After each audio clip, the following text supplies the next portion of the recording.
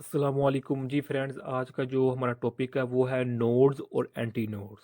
Anti nodes और nodes, इस पर आज इंशाल्लाह रहमान हम ब्रीफली बात करेंगे। पिछले लेक्चर में हमने ट्रैवलिंग वेव्स, साइनोसाइडल वेव्स और उसके बाद उसका स्टैंडिंग वेव्स, काफ़ी वेव्स के बारे में बात कर ली थी। चूँकि नोड्स और एंटी नोड्स स्टैंडिंग वेव्स बनते हैं, इसलिए हमने स्टैंडिंग वेव्स को इधर उधर थोड़ा सा बात डिस्कस करेंगे, स्टैंडिंग वेव्स क्या होती हैं, ताकि हमें नोड्स और एंटी नोड्स का अच्छी तरह से पता चल जाए। तो आइए स्टार्ट करते हैं। बिस्मिल्लाहिर्रहमानिर्रहीम। सल्लल्लाहु अला मुहम्मद सल्लल्लाहु अलैहि व आलिहि वसल्लम। अच्छा, ये देखें, मैंने जो कहते हैं ना परफेक्ट डेफिनेशंस वो नहीं लिखी हैं, लेकिन समझाने की गर्ज से वो जो बातें हैं वो मैंने लिख दी हैं। कि पहला पॉइंट हमारे पास नोड्स के हवाले से, to identical waves moving in opposite direction along string.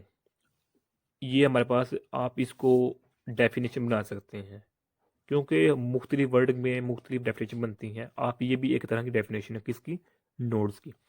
To identical waves moving in opposite direction, opposite mean 180 का डायरेक्शन एंगल उधर, along the string, along the rope. Okay, as a result of superposition certain points appear along the string at which displacement is zero at all times. Such points are called nodes. मिसाल के तौर पर हमारे पास ये जिसकी diagram बनी हुई है, ये डायग्राम ए है, डायग्राम बी है, ये हमारे पास डायग्राम सी है।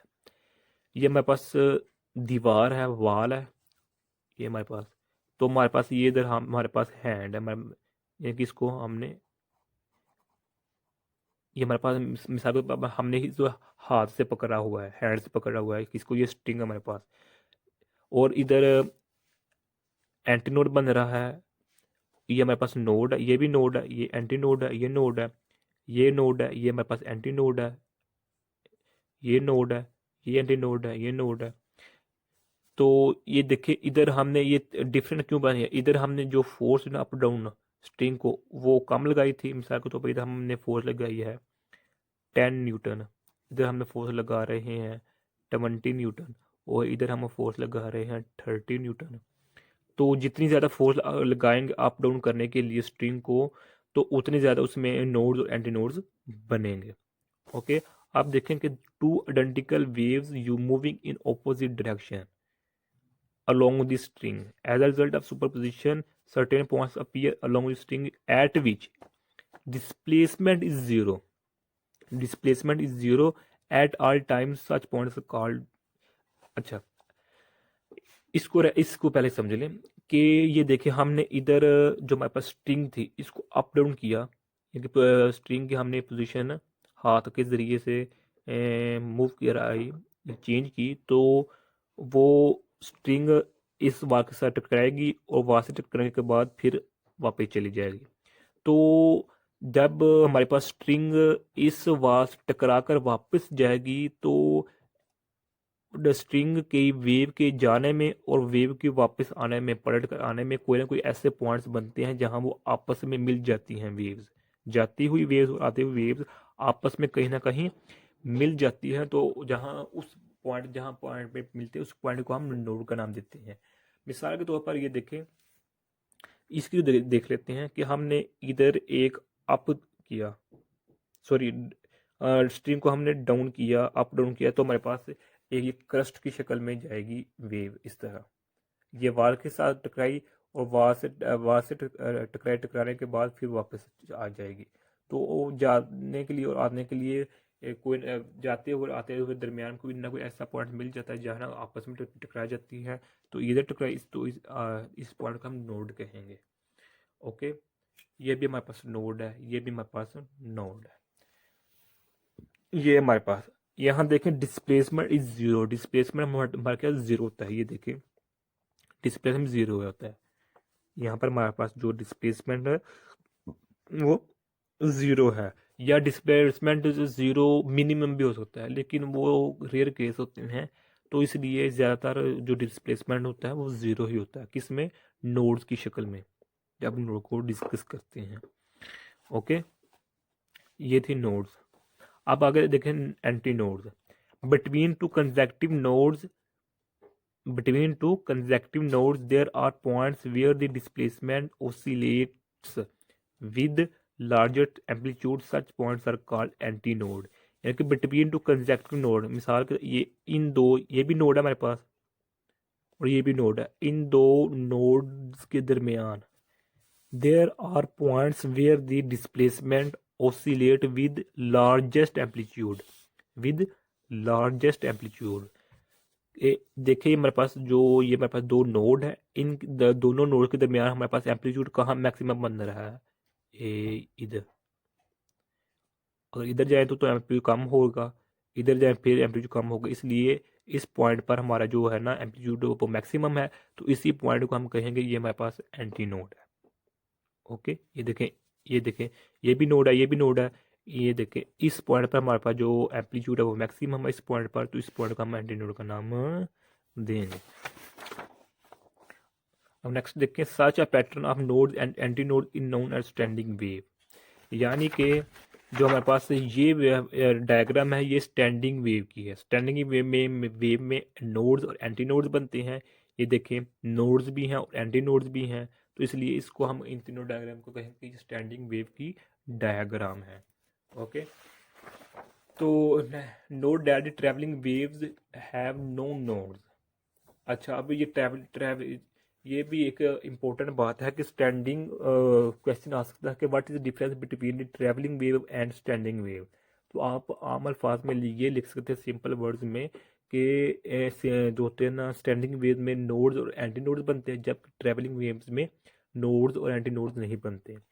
ये स्टैंडिंग वेव पर और ट्रैवलिंग वेव पर बाकायदा अलग अलग से वीडियो बनी हुई, आप वो भी देख सकते हैं। ओके, ये था हमारा इंट्रोडक्शन ऑफ नोड्स और एंटी नोड्स। अब मज़ीद हम नोड्स एंटी नोड्स की एम्पलीट्यूड को डिस्कस करते हैं कि नोड्स और एंटी नोड्स की एम्पलीट्यूड क्या होती हैं।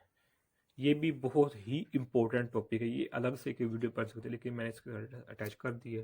देखें कि amplitude of anti nodes in a standing wave, amplitude is not same for different particles but varies with the location of the particle.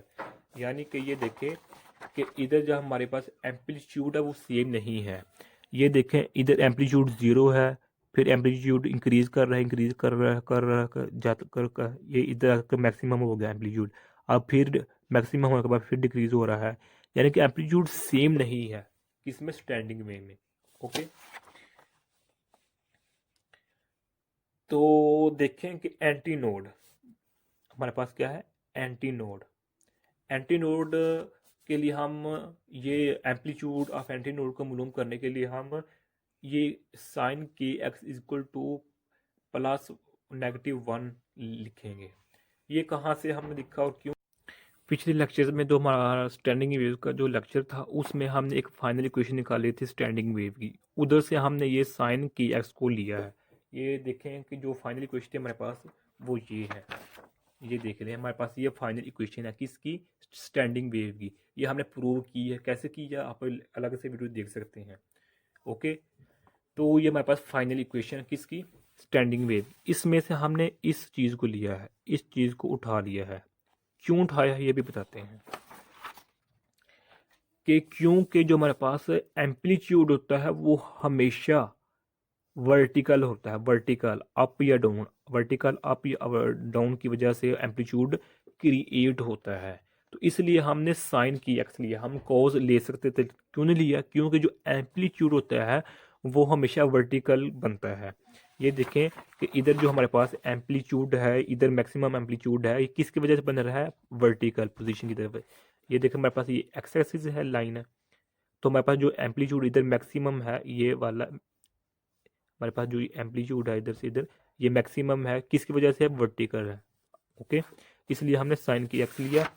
तो हम ये जानते हैं कि जो एम्पलीट्यूड ऑफ एंटी नोड्स होते हैं वो क्रस्ट की शक्ल में भी मैक्सिमम हो सकता है एम्पलीट्यूड, और ट्रफ की शक्ल में भी मैक्सिमम हो सकता है, इसलिए हमने 1 लिख दिया। यानी कि दूसरे अल्फाज में हम ये कहेंगे जो साइन की वैल्यू होती है वो -1 और +1 के दरमियान रहती है। ओके, इससे ना डिक्रीज कर सकती है ना इंक्रीज कर सकती है, इसलिए हमने +1 -1 लिख लिया। अब हम साइन को इधर ले जाएंगे कि एक्स रह के जाएगा इधर, तो हम जानते हैं कि साइन -1 + 1 -1 को अगर हम कैलकुलेटर की मदद से हल करें तो हमारे पास ये वैल्यूज़ आ जाती हैं, π/2, 3π/2, 5π/2 एंड सो ऑन। तो हमारे पास ये फार्मूला बन जाता है, ये फार्मूला यानी कि जैसे जैसे हमें इनसे नंबर पुट करते जाएंगे हमारे पास ये यानी कि इधर इधर मज़ीद आगे आ सकता है 7π/2, इसी तरह 9π/2, इसी तरह 11π/2 आता जाएगा। ओके, ये हमारे पास जनरल फार्मूला आ गया है। अब हम जानते हैं कि जो के की वैल्यू होती है वो के की वैल्यू होती है 2π/λ।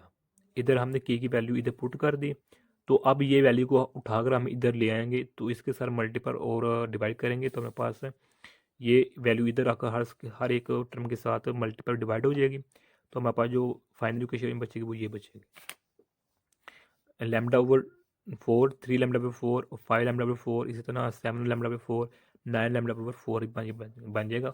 और हमारे पास जनरल फार्मूला बन गया है। ओके, ये फार्मूला बन गया। अब ये हमें क्या शो कर रहे हैं, ये देखिए मैंने लिखा हुआ है कुछ कि एट जब हमारे पास एंगल 90 था, या हमारे पास π/2 किसके बराबर होता है, ये हमारे पास इक्वल होता है 90 का एंगल होता है इधर।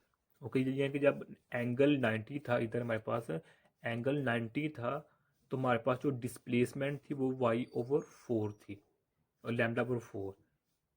और इसी तरह जब हमारे पास एंगल 3π/2 था, उसी तरह हमारे पास जो डिस्प्लेसमेंट वो था 3π/4। इसी तरह जब हमारे पास एंगल था 3π/2, उसी तरह उस वक्त हमारे पास डिस्प्लेसमेंट था वो 5λ/4 था। यानी कि ये देखें हमारे पास जो ये देखें इधर से लेकर इधर तक जो है, इधर से इधर तक एंगल क्या है, पाई का है। इधर एंगल 0 है और इधर एंगल क्या है, पाई है। यानी कि एक कंप्लीट इधर से लेकर इधर ये एंगल 0 है, इधर एंगल 90 है, इधर क्या है वो नाम लेते हैं 180 है। फिर जब हम वापस जाएंगे, इधर से वापस जाएंगे तो ये 360 पूरा हो जाएगा, इस तरह यानी कंप्लीट हो जाएगा। लेकिन हम अब एक कंसिडर कर रहे हैं कि एंगल इधर 0 है, इधर 90 का है, इधर 180 का एंगल है। ओके, इस एंगल जब हमारे पास π/2 है, यानी एंगल 90 है, तो हमारे पास डिस्प्लेसमेंट इधर जो डिस्प्लेसमेंट है वो है हमारे पास पाई सॉरी हमारे पास है λ/4 इधर है। यानी कि ये देखो कि अगर हम इसको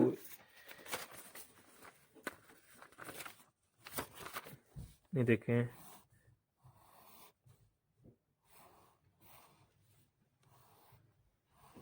ओके, हमारे पास यहाँ से लेकर यहाँ का तक जो डिस्टेंस है वो है π/2, और यहाँ से लेकर डिस्टेंस यहाँ तक जो डिस्टेंस वो है वह π/2। ओके, जब इधर हमारे पास एंगल 90 था यानी कि π/2 है, तो हमारे पास यहाँ जो डिस्प्लेसमेंट होगा यहाँ से लेकर यहाँ पर डिस्प्लेसमेंट वो होगा λ/4 होगा। ये λ/4, λ/2 और λ/2। इसी तरह यहाँ से लेकर डिस्टेंस यहाँ तक का डिस्टेंस होगा वो भी होगा λ/4। ये कहाँ से कह रहे हैं, इस फार्मूले से ड्राइव करके कह रहे हैं। इस फार्मूले से जब हमारे पास एंगल 90 था तो डिस्प्लेसमेंट था π/4 है, जब एंगल हमारे पास 3π/2 है तो हमारे पास जो डिस्प्लेसमेंट है वो 3π/4 है। ओके, तो ये इसका मतलब था। अब हम अगर इसको मजीद, ये हमारे पास एम्पलीट्यूड ऑफ एंटी नोड्स था, अब हम एम्पलीट्यूड ऑफ नोड्स को डिस्कस करेंगे। एम्पलीट्यूड ऑफ नोड्स को इस देखते हैं, एम्पलीट्यूड हैज़ मिनिमम और जीरो वैल्यू एट पोजीशन। जिस तरह हम जानते हैं कि जो नोड्स कहाँ बनते हैं, नोड्स वो बनते हैं जहाँ एम्पलीट्यूड जीरो होता है या बहुत ही मिनिमम यानी कि ऑलमोस्ट जीरो हो जाता है, तो उसको हम वहाँ जो होता है ना हमें नोड्स बनते हैं। हमारे पास ये देखिए जो नोड्स बन रहे हैं, इधर बन रहा है नोड, इधर बन रहा है नोड, इधर है नोड, ये नोड है हमारे पास। इधर एम्पलीट्यूड क्या है, जीरो है, और एम्पलीट्यूड अगर जीरो है तो डिस्प्लेसमेंट भी ज़ाहिर बात है जीरो है।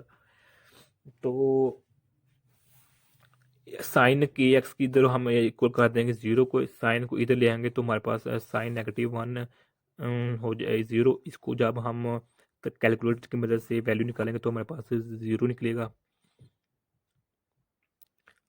ओके, पाई 2 पाई, यानी कि इस इन वैल्यूज़ पर हमारी साइन को जब साइन -1 0 क्या होता है हमारे पास, वैल्यू ज़ीरो होती है। इसी तरह हम पाई की वैल्यू भी ज़ीरो होती है, 2 पाई पर भी वैल्यू ज़ीरो होती है, 3 पाई पर भी वैल्यू ज़ीरो होती है। ऐसा हम ये टर्म लिख सकते हैं कि इधर हम न्यूमेरिकल वैल्यूज पुट करते जाएंगे, जैसे जैसे जब हमारे पास पाई रहेगा तब तक हमारे पास वैल्यू ज़ीरो होती रहेगी।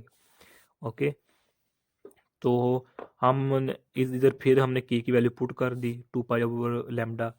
अब इसको फिर इधर लेकर डिवाइड और मल्टीप्लाई करेंगे तो हमारे पास फाइनल इक्वेशन ये बन जाएगी, x equal to 0 pi λ/2, 2 λ/2, 3 λ/2 and so on.